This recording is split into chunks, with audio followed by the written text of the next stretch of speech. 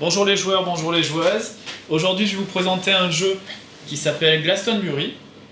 C'est un jeu qui est très peu connu, qui mérite de l'être parce que c'est vraiment un excellent jeu. On y incarne un sorcier dont l'objectif est de récupérer des ingrédients. Les ingrédients classiques de tout bon sorcier qui se respecte, comme des plumes de corbeau, comme des toiles d'araignée, des champignons vénéneux, je suppose, et tout un tas d'autres choses peu ragoûtantes.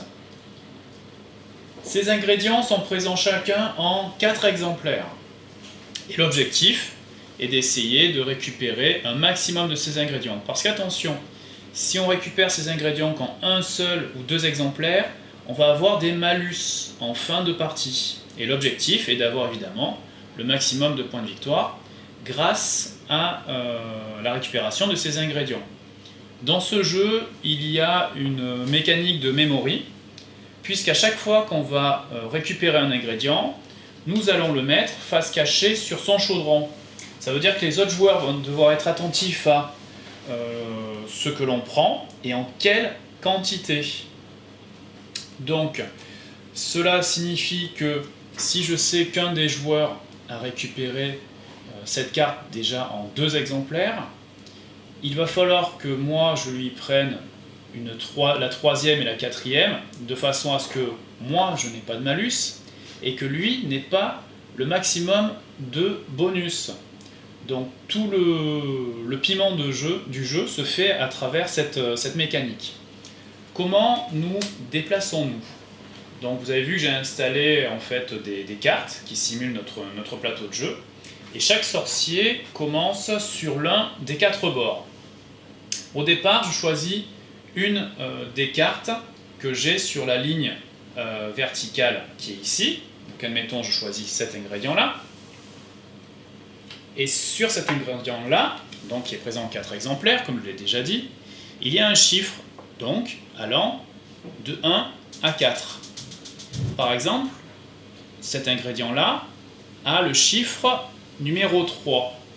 Donc, au prochain tour, je récupère ma carte. Au prochain tour, je devrais me déplacer de 3 cartes. 1, 2, 3. Au prochain tour, je devrais soit prendre une des cartes ici, sur la ligne horizontale, soit une carte sur la ligne verticale.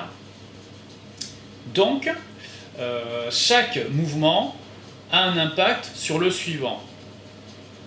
Donc il faut bien calculer ce que l'on va faire pour récupérer les meilleures cartes.